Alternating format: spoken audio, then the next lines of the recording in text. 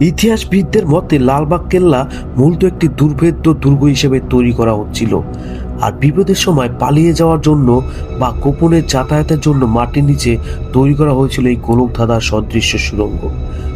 জনশ্রুতি আছে এই সুড়ঙ্গ পথটি বুড়িগঙ্গা নদীর নিচ দিয়ে জিঞ্জিরা প্রাসাদের সাথে যুক্ত ছিল। তবে লোকমুখে প্রচলিত সবচেয়ে ভয়ঙ্কর দাবিটি হলো এই সুড়ঙ্গের ভেতরে এমন কিছু গ্যাস বা গোলকধাঁধা আছে যা মানুষের ইন্দ্রিয়কে অবশ করে দেয়, ফলে ভেতরে যাওয়া মানুষটি দিক হারিয়ে ফেলে আর কোনোদিন আলোর মুখ দেখে না। বর্তমানে বাংলাদেশের প্রত্নতত্ত্ব বিভাগ নিরাপত্তার খাতিরে সুড়ঙ্গের মুখটি শক্তভাবে বন্ধ করে রেখেছে।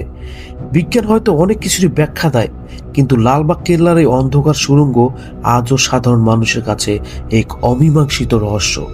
আপনাদের কি মনে হয়, এগুলো কি নিশ্চয় কি গল্প, নাকি এর পেছনে লুকিয়ে আছে কোনো ভয়ঙ্কর সত্য? কমেন্টে জানান আপনার মতামত।